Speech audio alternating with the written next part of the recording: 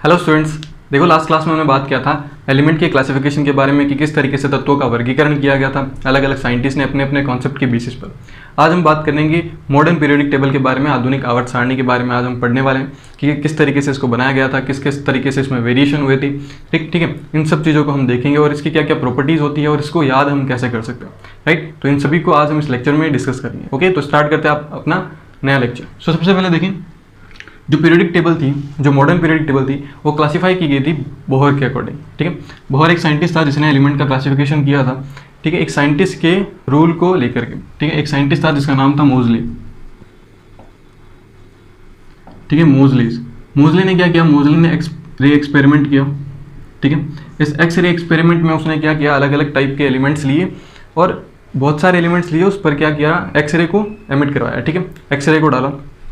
ठीक है, तो उसने ये देखा कि जो एलिमेंट सेम टाइप के इलेक्ट्रॉनिक कॉन्फ़िगरेशन को शो करते हैं, जो जनरल सेम टाइप के इलेक्ट्रॉनिक कॉन्फ़िगरेशन को शो करते हैं, वो एक ही टाइप की रेडिएशन को एब्जॉर्ब करते हैं, एक ही टाइप की वेवलेंथ की रेडिएशन को क्या करते हैं, एब्जॉर्ब करते हैं। इसका मतलब उनकी जो प्रॉपर्टीज़ है, जो फिजिकल प्रॉपर्टी, जो केमिकल प्रॉपर्टी जो है, वो ऑलमोस्ट सिमिलर शो हो रही थी। ठीक है, सो उसी को यूज़ किया था बोहर ने अपने क्लासिफिकेशन में। तो उसको हम बोलेंगे पीरियोडिक लॉ। ठीक है, तो पीरियोडिक लॉ क्या कहता है कि जो प्रॉपर्टीज होती है, properties of element are periodic function of atomic number. ठीक है, अभी तक जितने भी क्लासिफिकेशन हमने पढ़े थे वो सारे के सारे किस पर बेस्ड थे, वो सारे के सारे बेस्ड थे एटॉमिक वेट पर, जबकि जो मॉडर्न पीरियोडिक टेबल है वो किस पर बेस्ड है, एटॉमिक नंबर पर बेस्ड है। ठीक है, सो जितने भी उसकी प्रॉपर्टीज होती है, वो किसके आवर्ती फलन होती है, किसकी पीरियोडिक फंक्शन होती है, उसके एटॉमिक नंबर पर। जैसे जैसे एटॉमिक नंबर बढ़ता जाएगा एलिमेंट्स का, वैसे वैसे क्या होता जाएगा, उनकी फिजिकल और केमिकल प्रॉपर्टीज़ भी चेंज होती जाएगी।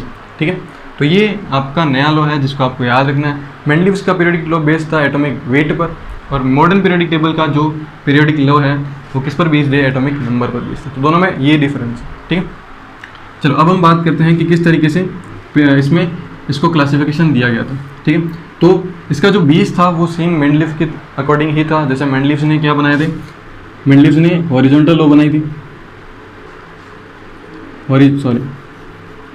कुछ हॉरिजॉन्टल रोज बनाई थी और कुछ वर्टिकल रो बनाई थी। ठीक है, इसको हॉरिजॉन्टल जितनी भी लाइंस थी, उन हॉरिजॉन्टल लाइंस को उसने नाम दिया था पीरियड। क्या नाम दिया था, पीरियड। ठीक है, पीरियड जो टर्म है, जो हॉरिजॉन्टल लाइन को दिया गया था, वो बोहर क्लासिफिकेशन में आया था। ठीक है, अब देखो वर्टिकल लाइंस जो थी उसको क्या नाम दिया गया था, ग्रुप। तो जो मेंडलीव्स की जो बोहर का क्लासिफिकेशन था उसमें अगर हम बात करें तो जो पीरियड थे वो टोटल कितने थे, 7 पीरियड रखे गए थे। ठीक है, 7 पीरियड थे। और ग्रुप की अगर हम बात करें तो उसमें 18 ग्रुप प्रेजेंट थे। क्या थे, 18 ग्रुप्स प्रेजेंट थे। ठीक है, तो ये तो सेम था। फिर अगर हम बात करें नेक्स्ट, तो जो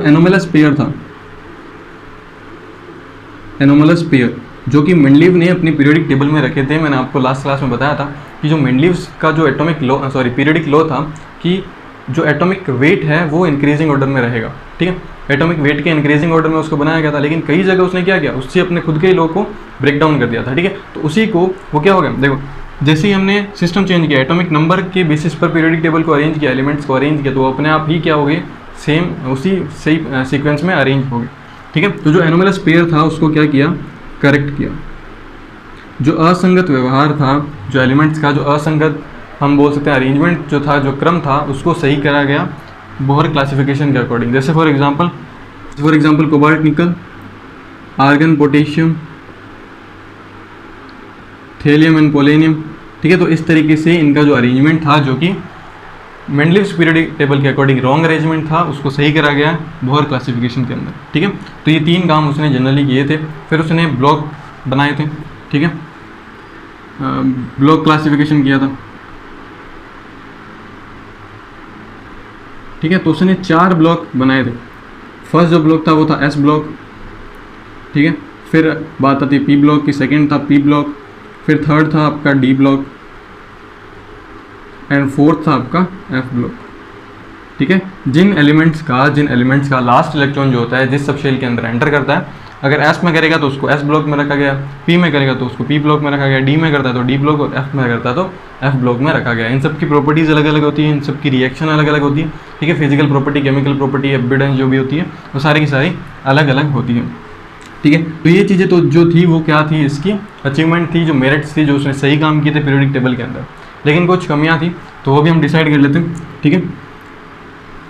सबसे पहली कमी क्या थी, पहली ये कमी थी पोजीशन ऑफ हाइड्रोजन।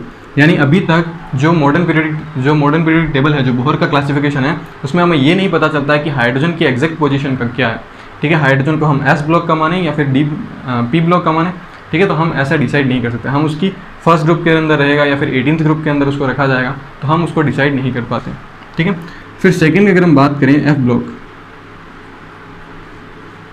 ठीक है। सेकंड जो इसकी कमी थी वो ये थी एफ ब्लॉक। इसने एफ ब्लॉक को सेपरेट रखा, जबकि उनका जो पीरियड है वो सेम, जो पीरियड है वो ग्रुप जो है वो सेम रहता है, ठीक है। हाँ, ठीक है। तो एफ ब्लॉक डी ब्लॉक से निकलता है, लेकिन इसको अलग से रखा गया है। इसका जो रीज़न है वो हमें नहीं मिलता है मॉडर्न पीरियोडिक टेबल में। तो ये दो कमियां हैं मॉडर्न पीरियोडिक टेबल की, जिसको एक्सप्लेन नहीं कर पाता है बोर, और इसको फिर रिजेक्ट कर दिया जाता है, ठीक है। फिर रिजेक्ट पूरा का पूरा तो नहीं किया जाता, फिर इसमें थोड़ा सा क्या होता है, एडवांस इंप्रूवमेंट किया जाता है। वो क्या होता है वो हम बात करते हैं, देखो। फिर आता है आपका long form of periodic table, ठीक है। बहुत ही सिंपल है, बहुत ही छोटा सा, ज़्यादा आपको नहीं पढ़ना इसमें। देखो long form of periodic table में क्या होता है, सेम का सेम जो परफॉर्मा होता है यही होता है, बस उसमें थोड़ा सा चेंज कर दिया जाता है। एटॉमिक वेट जो होता है, सॉरी एटॉमिक नंबर के साथ साथ इसमें इलेक्ट्रॉनिक कॉन्फ़िगरेशन भी ले लिया जाता है। क्या ले लिया जाता है, इलेक्ट्रॉनिक कॉन्फ़िगरेशन भी लिया जाता है, ठीक है। यानी जो अब पहले क्या था, सिर्फ और सिर्फ एटॉमिक वेट पर बेस्ड थे। अब जो पीरियोडिक टेबल रहेगी, जिसको हम बोलेंगे long form of periodic table, इसमें क्या रहेगा, इसमें एटॉमिक नंबर भी रहेगा और क्या रहेगा, इलेक्ट्रॉनिक कॉन्फ़िगरेशन भी रहेगा। यानी एटॉमिक नंबर और इलेक्ट्रॉनिक कॉन्फ़िगरेशन के इंक्रीजिंग ऑर्डर के अंदर इसको क्या करा गया, इसको बनाया गया। प्लस साथ के अंदर इसमें क्या करा गया, इसमें इनर्ट गैस जो है, इनर्ट गैस को पोजीशन दी गई थी। एक साइंटिस्ट था जिसका नाम था रेमशे, ठीक है। इस साइंटिस्ट ने इनर्ट गैस की यहाँ पे पोजीशन दी थी, इनर्ट गैस उस टाइम नहीं थी, ठीक है। तो पोजीशन इस किसने दी थी long form of periodic table में, तो रेमशे ने दी, ठीक है। तो इसी को थोड़ा सा और आगे एडवांस क्लासिफिकेशन किया गया है long form of periodic table का। अब इस long form of periodic table के अंदर IUPAC ने भी बहुत सारे इसमें वेरिएशन चेंजेस किए हैं। वो क्या है, IUPAC ने अपने नोमेनक्लेचर दिया, ठीक है। तो IUPAC नोमेनक्लेचर, ठीक है। जो भी न्यू डिस्कवर्ड एलिमेंट होंगे अब उसको नाम कौन देगी, IUPAC देगी, ठीक है। तो IUPAC जैसे हम उसमें पढ़ते हैं कार्बन एंड इट्स कंपाउंड में पढ़ते हैं, ऑर्गेनिक केमिस्ट्री में पढ़ते हैं कि अगर एक कार्बन होता है तो मैथ, दो कार्बन होता है तो एथ, ठीक है। तो इस तरीके से अगर हम करते हैं तो वैसे ही उसने 0, 1, 2, 3, 4, 5 ऐसे पोजीशन की बेसिस पर उसने नाम दिए थे, और इस तरीके से हम एलिमेंट, जो भी न्यू डिस्कवर्ड एलिमेंट होगा उसका हम नाम लिख सकते हैं इस तरीके से। जैसे फॉर एग्जांपल 112 का है तो उसका हम 112 एलिमेंट है, 112 पोजीशन पर एलिमेंट है तो हम उसका नाम डिसाइड कर सकते हैं। 113 पे है तो हम उसका नाम डिसाइड कर सकते हैं, ठीक है। तो इस तरीके से उसने क्लासिफिकेशन किया था, नोमेनक्लेचर किया था।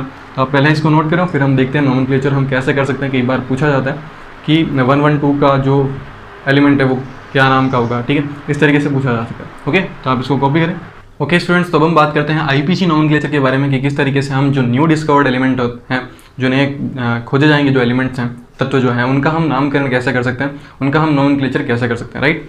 तो देखो सबसे पहले ये कुछ सिंबल्स के नेम हैं। जैसे फॉर एग्जांपल 0 का हम क्या बोलेंगे, नेल बोलेंगे। 1 का होगा अन, 2 का होगा बाई, 3 का होगा ट्राई, 4 क्वाड, 5 का हो जाएगा पेंटास, 6 का हो जाएगा हेक्स, 7 का हो जाएगा सेप्ट, 8 का हो जाएगा ऑक्ट और 9 का हो जाएगा एन, ठीक है। तो इस तरीके से हम इनका यूज़ कर सकते हैं। जैसे फॉर एग्जांपल आपको एलिमेंट दे रखा है, एलिमेंट का एटॉमिक वेट दे रखा है, एटॉमिक नंबर दे रखा है 112, ठीक है। और सबके पीछे आपको क्या लगाना है, IUM लगाना है, ठीक है।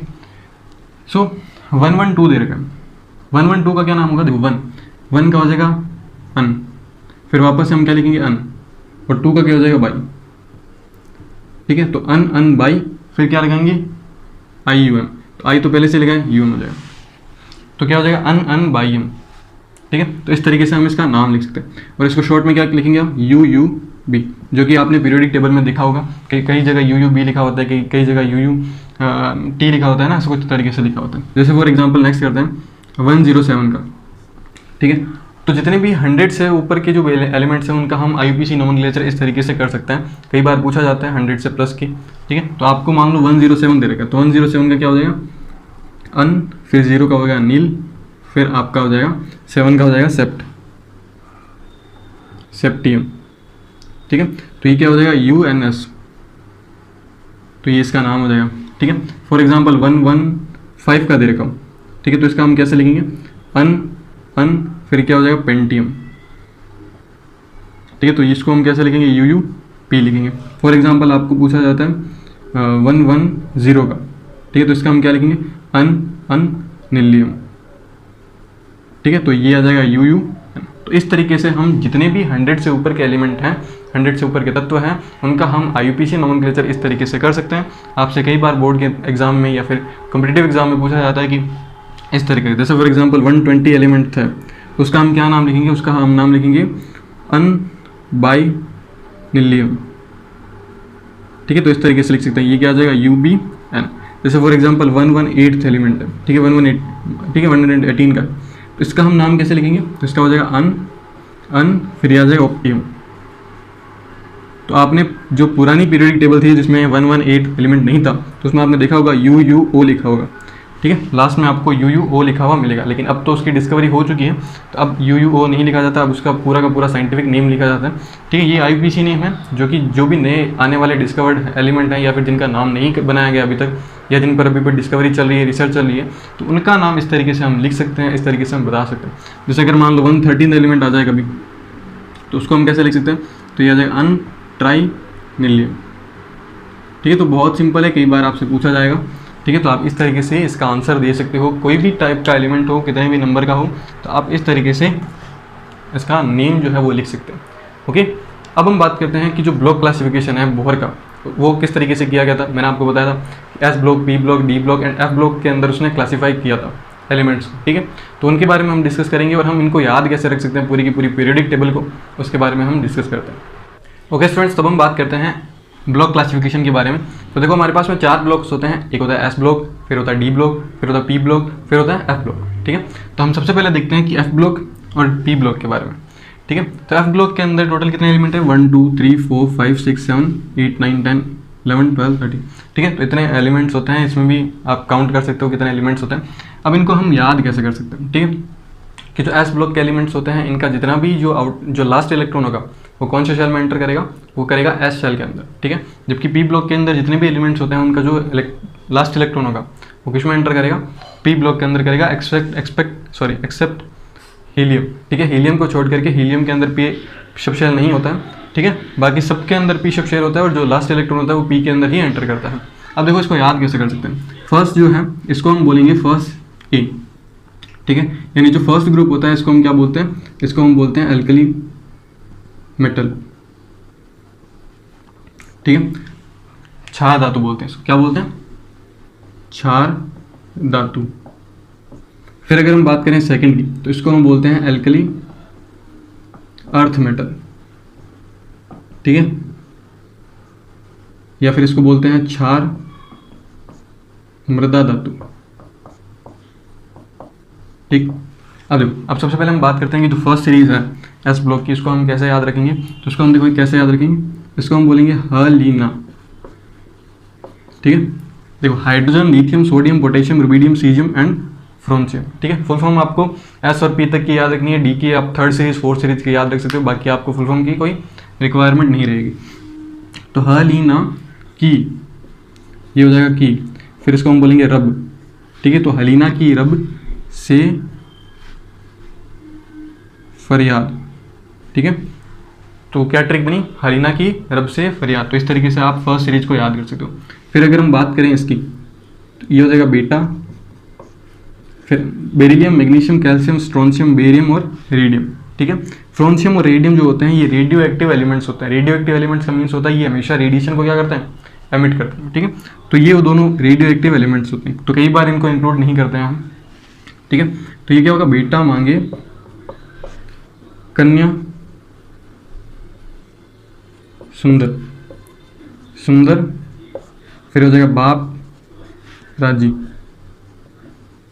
ठीक है, तो ये इसकी ट्रिक बन जाएगी।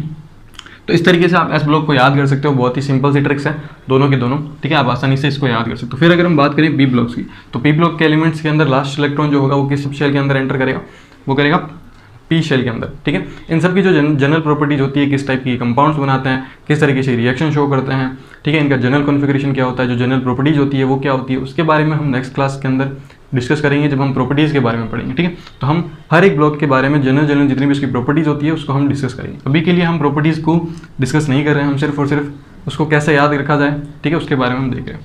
तो देखो पी ब्लॉक के अंदर 13, 14, 15, 16, 17 एंड 18 ग्रुप्स होते हैं। ठीक है, टोटल कितने होंगे, 6 ग्रुप्स होते हैं। ठीक है, और इस स्टार्टिंग कहाँ से होती है, सेकंड पीरियड से लेकर के 6th पीरियड तक और 7th पीरियड तक चलती है। 7th पीरियड के अंदर अभी जो नए एलिमेंट्स हैं वो है, आपको उसको याद रखने की रिक्वायरमेंट नहीं रहेगी। ठीक है, आपको मेन यही एलिमेंट्स याद रखने होते हैं। अब देखो 13th ग्रुप को हम बोलते हैं बोरोन फैमिली। ठीक है, फर्स्ट इसका एलिमेंट कौन है, बोरोन, इसलिए हम इसको क्या बोलेंगे, बोरोन फैमिली। 14th ग्रुप को हम बोलेंगे कार्बन फैमिली, क्योंकि इसका फर्स्ट एलिमेंट कौन है, कार्बन। फिर इसको हम बोलेंगे नाइट्रोजन फैमिली, ये ऑक्सीजन फैमिली, ये इसको हम बोलेंगे हेलोजन। ठीक है, ये हो जाएगी आपकी हेलोजन और ये हो जाएगी आपकी इनर्ट गैस, नोबल गैसेस। ठीक है, सो देखो सबसे पहले अगर हम इसको याद रखें तो ये हो जाएगा आपका boron, aluminium, gallium, indium and thallium. ठीक है, तो इसको हम याद कैसे करेंगे, इसको हम याद करेंगे बैंगन, आलू, गाजर इन थैला। ठीक है, तो बहुत ही सिंपल सी ट्रिक है कि जो बैंगन, आलू और गाजर जो है वो किस में है, थैले में। तो बैंगन, आलू, गाजर इन थैला। फिर अगर हम बात करें 14th कार्बन फैमिली की, तो इसको हम लिखेंगे कहे सीता जी, कहे सीता जी सुनो प्रभु। ठीक है, तो ये कार्बन फैमिली की सीरीज होगी। ठीक है, इसको हम याद रख सकते हैं, बैंगन, आलू, गाजर इन थैला, कहे सीता जी सुनो प्रभु। इस तरीके से carbon, silicon, germanium, tin and एस्टेटिन and tin. ठीक है, फिर हम बात करें नाइट्रोजन फैमिली की, तो इसको हम कैसे याद रख सकते हैं, इसको हम कर देंगे न्यूजीलैंड। ठीक है, मैच चल रहा था तो न्यूजीलैंड, पाक और ऑस्ट्रेलिया। ठीक है, ये तीनों के तीनों जो टीम्स हैं, न्यूजीलैंड, पाक और ऑस्ट्रेलिया, सब बिके। न्यूजीलैंड, पाक एंड ऑस्ट्रेलिया सब बिके। फिर अगर हम बात करें ऑक्सीजन फैमिली की, तो ऑक्सीजन फैमिली की अगर हम बात करें तो इसको याद रखने की ट्रिक है, ओल्ड स्टाइल से टिपो। ठीक है, आपको किस स्टाइल से टिपना है, ओल्ड स्टाइल से टिपना है, राइट। तो इस तरीके से आप क्या कर सकते हो, ऑक्सीजन फैमिली को भी याद रख सकते हो। तो बहुत ही सिंपल सी ट्रिक्स है, आप थोड़ा सा प्रैक्टिस करोगे इसको, है ना, एलिमेंट के साथ जब आप याद करोगे तो आपको विदिन आपको 2-3 प्रैक्टिस के अंदर आपको पूरा का पूरा मेमोराइज हो जाएगा, बाय हार्ट हो जाएगा ये पूरी की पूरी पीरियडिक टेबल। फिर हम बात करते हैं हेलोजन फैमिली को, इसको हम क्या बोलते हैं, हेलोजन। ठीक है, क्यों बोलते हैं ये हम प्रॉपर्टी में डिसाइड करेंगे। ठीक है, इसकी प्रॉपर्टी के बेसिस पर इसको हम बोलते हैं halogen group. Fluorine, chlorine, bromine, iodine and एस्टेटिन। फिर हम इसको कैसे याद रखेंगे, फ्लोरीन का हो जाएगा फिर, कल, क्लोरीन, बाहर, ब्रोमीन, आई, आयोडीन, आत्मा, एस्टेटिन। तो फिर कल, बाहर, आई, आत्मा। ठीक है, तो ये हो जाएगा इसकी ट्रिक, फिर कल, बाहर, आई, आत्मा। अब हम बात करते हैं नोबल गैसेस की, तो नोबल गैसेस को हम कैसे याद रख सकते हैं, तो इसका बहुत ही सिंपल सा, helium, neon, argon, krypton, xenon and radon. ठीक है, ये सारी की सारी नॉन रिएक्टिव एलिमेंट्स होते हैं, नॉन रिएक्टिव एलिमेंट होता है। क्यों, इसीलिए इसको नोबल गैसेस बोला जाता है। ये क्यों नॉन रिएक्टिव होते हैं, जो कि हम प्रॉपर्टीज़ के अंदर डिस्कस करेंगे। इसको हम याद रखने की ट्रिक है, हीना, नेहा और करीना। देखो एक्स ई का मतलब जी, ठीक है, एक्स ई को हम बोलेंगे जिनॉन, तो जी से याद रखेंगे जीते रहे। ठीक है, तो इस तरीके से हम इस ट्रिक को भी इजीली याद कर सकते हैं। तो इस तरीके से पी ब्लॉक और एस ब्लॉक आराम से याद कर सकते हो आप लोग, बहुत ही सिंपल सी ट्रिक है। ठीक है, आपको कुछ एलिमेंट्स की फुल फॉर्म भी याद होनी चाहिए।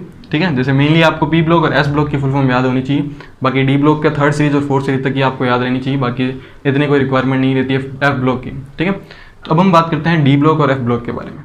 ओके स्टूडेंट्स, तो अब हम बात करते हैं डी ब्लॉक और एफ ब्लॉक के बारे में। इससे पहले एक थोड़ा सा करेक्शन कर लीजिएगा, मैंने आपको पी ब्लॉक के अंदर एक सीरीज लिखवाई थी नाइट्रोजन फैमिली की, जिसमें था न्यूजीलैंड, पाक, ऑस्ट्रेलिया सब बिके। तो मैंने यहाँ पे बी के लिखा था, ठीक है, जबकि ये बिस्मिथ होता है, बी आई होगा, ठीक है। तो थोड़ा सा इसको करेक्ट कर लीजिएगा, ठीक है। बी के तो यहाँ होता है आपका एफ ब्लॉक के अंदर, जबकि यहाँ पे बिस्मिथ होगा, ठीक है। तो न्यूजीलैंड, पाक, ऑस्ट्रेलिया सब बी के, तो बी आई होगा ना कि बी के होगा। थोड़ा सा करेक्ट कर लीजिएगा इसको, ठीक है। अब हम बात करते हैं, देखो ये आपका डी ब्लॉक, ये आपका एफ ब्लॉक, ठीक है। 3D ये होता है 4th, 5th, 6th and 7th, ठीक है। इस तरीके से ये स्टार्ट होता है। इसको हम बोलते हैं 3D series, 4D series, 5D series and 6D series, ठीक है। इस तरीके से जो एफ ब्लॉक होता है ये 6th पीरियड और 7th पीरियड से बाहर आते हैं, सेम ग्रुप के होते हैं। ये यहाँ से ही ये लेंथेनॉइड सीरीज निकलती है, यहाँ से एक्टेनॉइड सीरीज निकलती है। इसको हम बोलते हैं लेंथेनॉइड सीरीज, ठीक है। और इसको हम बोलते हैं एक्टेनॉइड सीरीज, ठीक है। तो एक्टेनॉइड और lanthanoid series, actinoid series start होती है 6th पीरियड से, जबकि एक्टेनॉइड सीरीज स्टार्ट होती है 7th पीरियड से, राइट। तो अब हम इसको कैसे याद कर सकते हैं? तो फर्स्ट है scandium, titanium, vanadium, chromium, manganese, Fe, ferrous, cobalt, निकल, कॉपर एंड जिंक। तो इस तरीके से इसकी फुल फॉर्म होती है। आपको बस इसी की याद रखनी होती है, बाकी इसको याद रखने की रिक्वायरमेंट नहीं है। अब इसको हम कैसे याद रखेंगे? देखो इसको हम पूरा का पूरा याद रखेंगे, एक सेकंड। शक्तिवान, ठीक है, ये पूरा का पूरा क्या हो जाएगा? शक्तिवान। वैसे तो शक्तिमान होता है, बट यहाँ क्या हो जाएगा? शक्तिवान, ठीक है। तो शक्तिवान करे मना, ठीक है। तो क्या होगा? शक्तिवान करे मना, फिर कौन निकाले कुएं से जान, ठीक है। तो इस तरीके से आप जो 3D सीरीज होती है इसको आप याद रख सकते हो, साइंस, ठीक है। Scandium, titanium, vanadium, chromium, manganese, Fe, cobalt, निकल, आयरन, कोबाल्ट, निकल, कॉपर एंड जिंक। तो इस तरीके से आप याद रख सकते हो। फिर आती है ये 5th वाली, ये आएगी यारी जरा निभा मौत तक, ठीक है।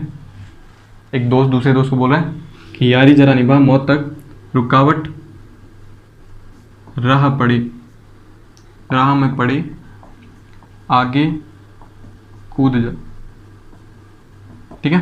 तो ये सिंपल सी ट्रिक है, यारी जरा निभा मौत तक, रुकावट राह में पड़ी आगे कूद जा, ठीक है। फिर आता है नेक्स्ट लेंथेनॉइड, ठीक है। ये लेंथेनॉइड है, जबकि लेंथेनॉइड जो होता है वो डी ब्लॉक का एलिमेंट होता है, ठीक है। तो कई बार ऐसा कंफ्यूजन क्रिएट हो जाता है कि लेंथेनॉइड जो होता है किस ब्लॉक का एलिमेंट है। तो लेंथेनॉइड ध्यान रखना डी ब्लॉक का एलिमेंट है। और लेंथेनॉइड सीरीज होती है वो कहाँ से स्टार्ट होती है? सीरियम से लेकर के लुटेशियम तक रहती है। एक्टिनॉइड सीरीज थोरियम से लेकर के लॉरेंशियम तक रहती है, ठीक है। तो इसको कैसे याद रख सकते हैं? देखो ला हफ्ता, ठीक है। तो ये हफ और ये हो जाएगा ता, तो इन दोनों को मिला करके क्या हो जाएगा? ला हफ्ता वरना रे, ठीक है। आसमान इरफान पीटेंगे और हंसेंगे, ठीक है। तो इस तरीके से आप क्या कर सकते हो? इसको याद कर सकते हो। तो ला हफ्ता वरना रे, आसमान इरफान पीटेंगे और हंसेंगे, ठीक है। फिर अगर हम बात करें इसकी एक्टिनॉइड की, तो इसको हम कैसे याद रखेंगे? एसी रफ्तार दबाई, सार्जेंट बोहर, ठीक है। सार्जेंट बोहर हंस मत, डस लेगा रोजसन, ठीक है। रोजसन एक स्नेक है, ठीक है, जिसको देख करके अपनी गाड़ी की जो स्पीड है वो इंक्रीज की गई है। तो ऐसी रफ्तार बढ़ाई नहीं दबाई है ना, ऐसी रफ्तार दबाई, सार्जेंट बोहर हंस मत, डस लेगा रोजसन। तो इस तरीके से आप इसको याद कर सकते हो। फिर आती है एफ ब्लॉक सीरीज। तो एफ ब्लॉक सीरीज को कैसे याद रख सकते हो? ठीक है, सीरियम से लेकर के लुटेशियम तक चलती है। तो इसको हम याद रखने की ट्रिक है, सिर पर नाड़ी, ठीक है। पोस्ट मास्टर, थोड़ी ये हॉरस रहेगी लाइन। तो देखो सिर पर नाड़ी, पोस्ट मास्टर, सरमाया यूं, गदा तब डायन हो गया, इंजीनियर तुम्हारा ये भी लूट लो। ठीक है, तो इस तरीके से आप क्या कर सकते हो, लेंथेनाइट सीरीज को याद कर सकते हो। थोड़ी हॉरर सीरीज है ये। तो देखो, सिर पर नाड़ी पोस्टमास्टर सरमाया यूं, गधा तब डायन हो गया, इंजीनियर तुम्हारा ये भी लूट लो। ठीक है, फिर आती है एक्टिनाइट सीरीज। एक्टिनाइट सीरीज, था पागल यूं नेपाली। क्यों था? क्योंकि उसके पुराने आम कम बिके। ठीक है, तो क्या लाइन बनेगी, था पागल यूं नेपाली क्यों था? क्योंकि उसके पुराने आम कम बिके। फिर नेक्स्ट लाइन आएगी यहाँ से, सैफ ऐसे फरमाओ,